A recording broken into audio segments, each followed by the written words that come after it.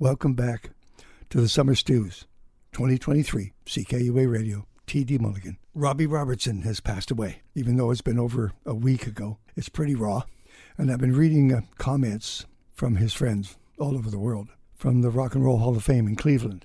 They posted this: the architect and primary songwriter of the band, 1994 inductee Robbie Robertson, changed the course of popular music in the late 60s. Although born and raised in Canada, Robertson found poetry in America's history and mythology, and with a fusion of folk and rock and blues and R&B and country, his compositions embodied the genre that became known as Americana. Such songs as The Wait, The Night They Drove Old Dixie Down, and Up on Cripple Creek have become cultural monuments, thematically fusing the past with the present and having an immeasurable impact.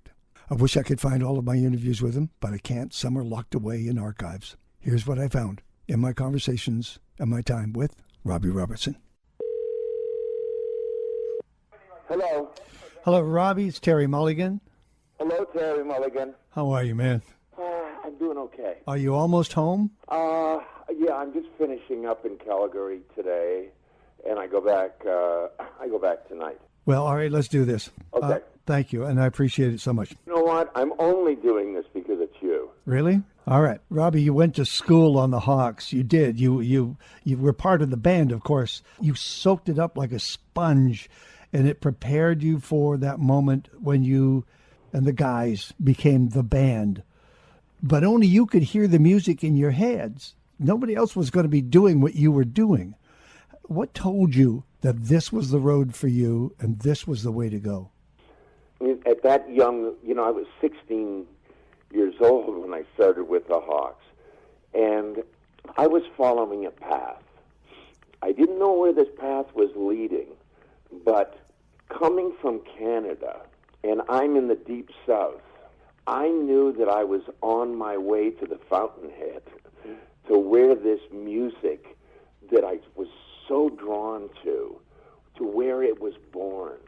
And to be able to be learning, studying, getting better at what I was doing in the Mississippi Delta. Now, it felt like this is it. This is what my mission is. Yep. I thought I was on the path. But at 16 years old, you're just feeling your way along and hoping you don't mess up too much. So, I can't get too smarty pants about it or intellectual, because I really was just learning day by day. But something was drawing you. Something was pulling you along. And it all showed itself in the tunes that you wrote before, during, and after your time with Bob Dylan. What effect did Bob have on you and the band? And conversely, what effect do you think you had on him? Well, in the beginning, it was very clear. It was very clear to us that Bob had limited experience in playing with a band. And he was learning on the run, too. Yep. Every day that we had an experience in doing a concert and playing with him, just a little bit more came together. Because in the beginning, there was no beginning, middle, or end to the songs. We didn't know when it was going to start and when it was going to end. So we just had to be on our toes. After a while, Bob started to understand, how we give one another signals, that we're on a wavelength, and that we speak to one another in an invisible language that you can hear. So he was learning that as we were going along, and obviously Bob was changing a lot of the rules in songwriting, a lot of the rules in music, and he was opening doors. And we were right there as those doors were opening. So we were like the first ones to be able to walk right in. And, you couldn't help, people that had nothing to do with him were highly influenced by his work. We were right there. So obviously what, our experience in being a band and being on the road and playing tight and playing together, all of that was rubbing off on him. And as he was going along and he was making new discoveries too, it was rubbing off on us.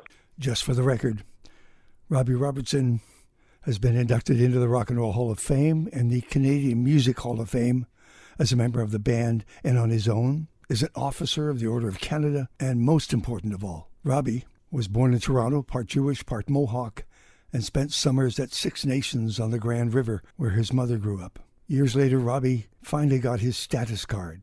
And the best achievement of all was in the Six Nations Convention Center in 2017, when he became the first recipient of the Six Nations of Grand River Lifetime Achievement Award. Last waltz. There was that moment, and I think we'll agree, for me anyway, I'm in the audience, you're on stage, the four of the five band members are Canadian. Neil Young is on stage. Joni Mitchell is doing the vocals in behind. It's just pure, utter magic. What a beautiful collaboration. What a beautiful thing in time and space for the band Neil Young and Joni Mitchell to be together. Talk about Canadiana. Hello. I'm so proud of that. And now that you've survived all of this, truly you did survive all of this, will you become the filmmaker I thought you might be? Well, I've experimented in that area, and I found out there's too many cooks in the kitchen. There's too many people involved. And you have to go through to get to the next doorway, to go through another doorway. All right. So I thought, you know what? If I hadn't have gotten into music at such a young age and had become addicted to playing music and storytelling, I might have turned out to be a film director. At this point, I love collaborating with Martin Scorsese, but I've got so much on my plate right now, more book writing to do. I'm in the middle of a new record. There's a couple of TV series that we're in talks about, but I am going to write the follow-up to Testimony as well. Right. Well, you didn't get those 300 pages in there that I've read about, so that's a good start to another book.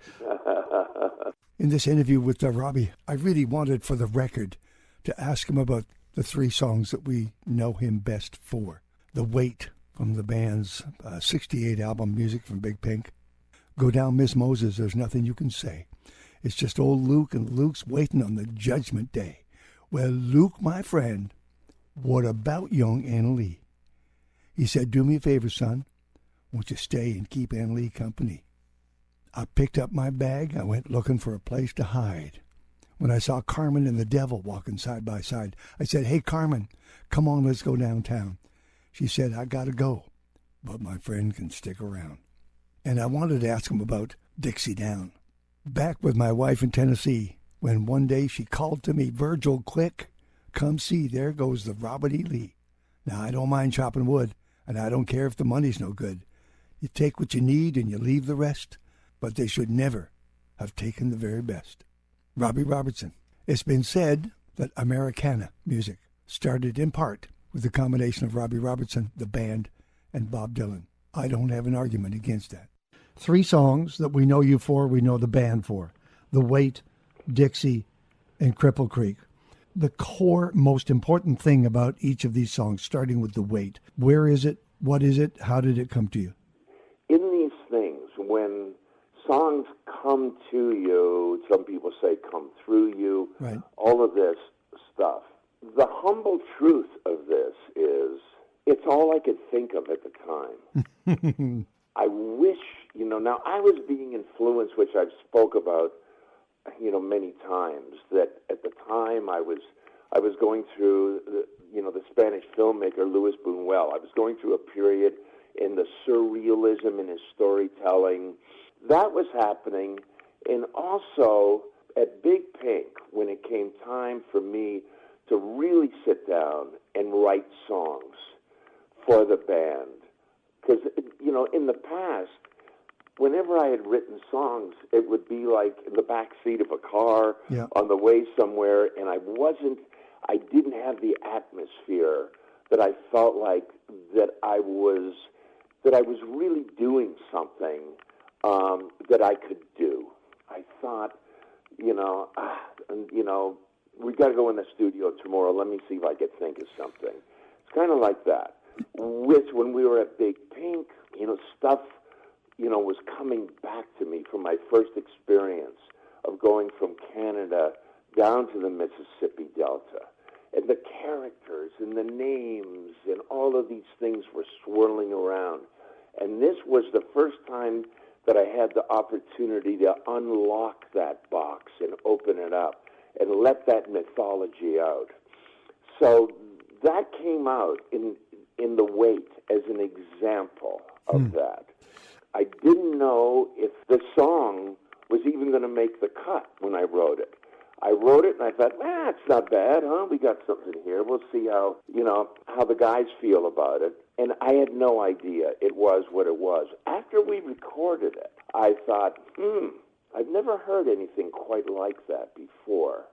That's a pretty good sign. Yeah, and the night they drove Old Dixie down, if you talk about reading screenplays and being influenced by filmmakers, that's a film set to music and words. You can see it. It plays out in your mind. That's brilliant. Well, once again, the idea that I was going to the South at 16 years old, the impression that it made on a 16-year-old, and how it lived up to what my imagination thought it would be.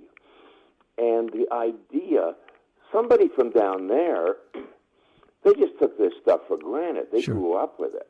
For me, coming into that world with big, wide, innocent eyes, I thought, whoa, what a story. And the fact that when I went there, my connection to that world was from a Southern point of view. Right. Was from Levon and his family and Ronnie Hawkins and all of these characters down there. And it affected me so much that I couldn't help myself but write The Night They Drove Old Dixie Down, a Canadian. And Cripple Creek? Cripple Creek I was having some fun writing this. And when I played it for the other guys, everybody cracked up.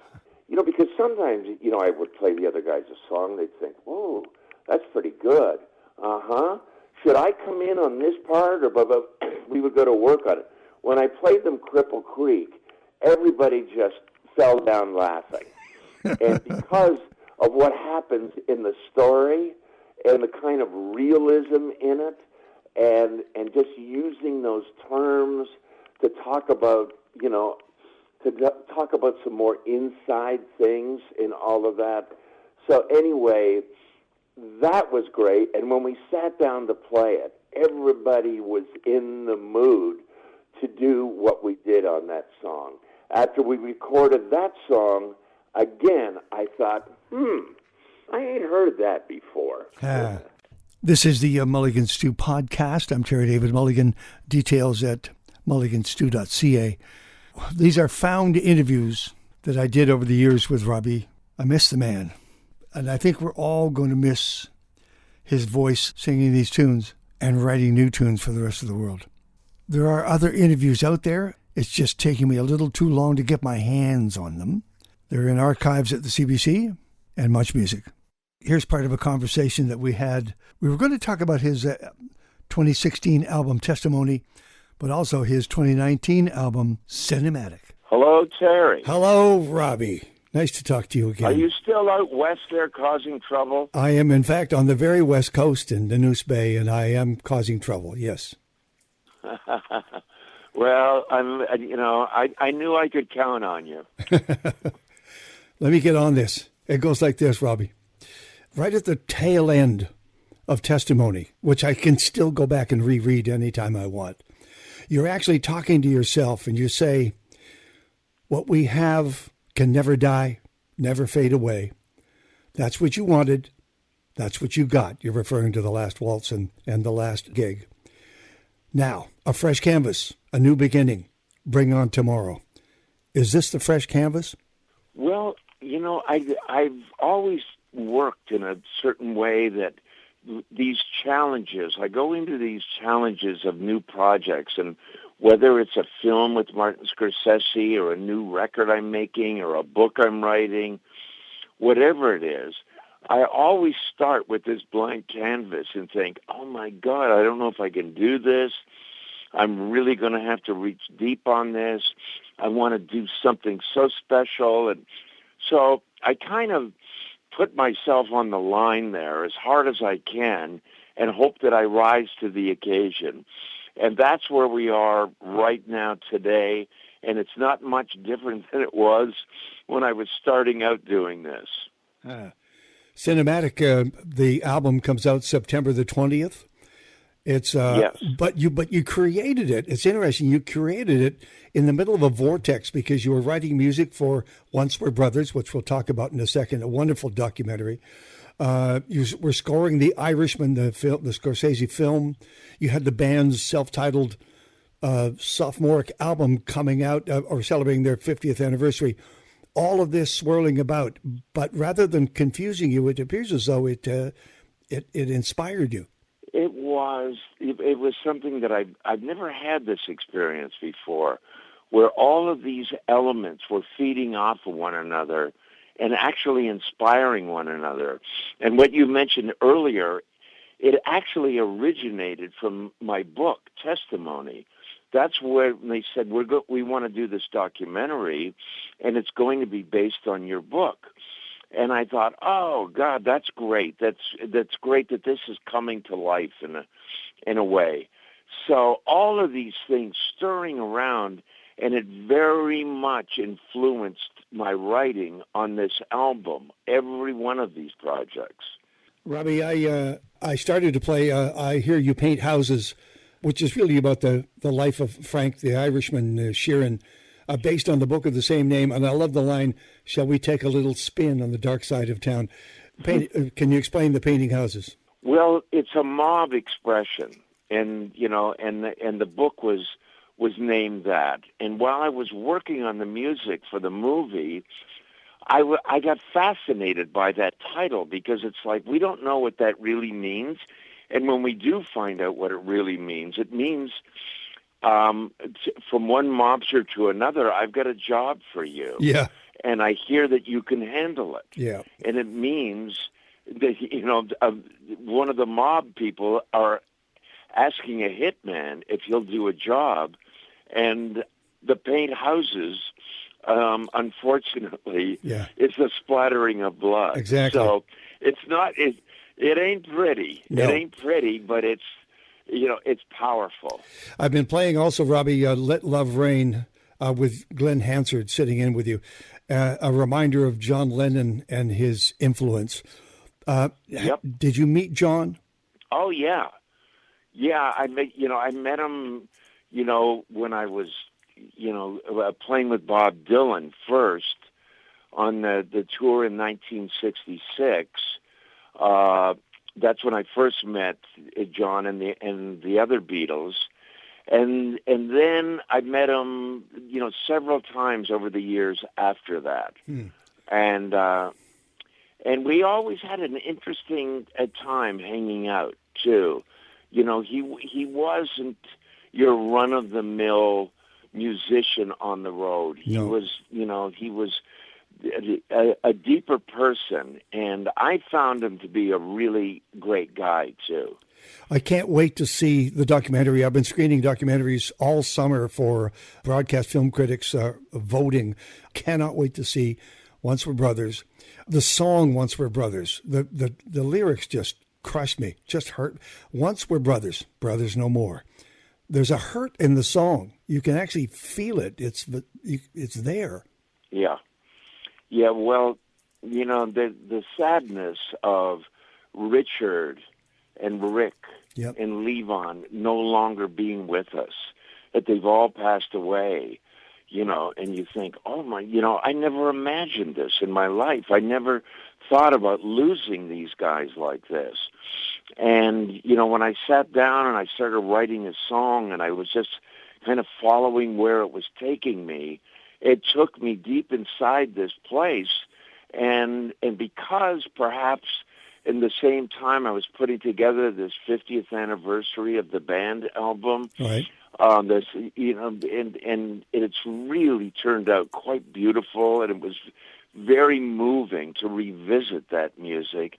And the fact that I was just thinking about the brotherhood and my relationship with these guys and the magic that we were fortunate enough to make together, I just miss them, with all my heart. You were writing music for the documentary. Did it need scoring? No, because there was so much in the story Right. of music that's being used, of songs that I wrote, and there's a broad horizon of it. So it's it's a different approach. It's really just using the storytelling songs as score. By the way, I love this track, Dead End Kid, Robbie. I love it. It's you, isn't it? It's First Nations. It's the Jewish gangster family. It's you. Yeah, it's spot on. It's exactly what it is. And, it's that period when you're growing up and you've got all of these dreams and all this ambition and everything, and people are like, no, that's not going to happen. You're probably going to end up working down the road at the factory, or you're probably going to end up in jail, or that's what you're talking about ain't going to happen. And you have to overcome these obstacles, and you have to just get on that train, that leads you to the dream that you want to pursue.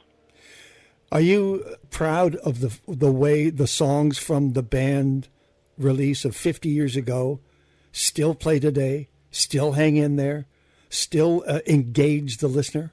I couldn't be much prouder of that. And the fact that this music has gone on to influence so much music and so many musicians. And I hear its influence on the radio with young bands and young artists all the time. And even working with somebody like Glenn Hansard on the, Let Love Rain that you mentioned. Glenn has told me, oh my God, this turned my world upside down. This made me want to reach for that place just like you guys did. And that's a very rewarding feeling. Is this music coming on the road, Robbie? No, I don't do that anymore.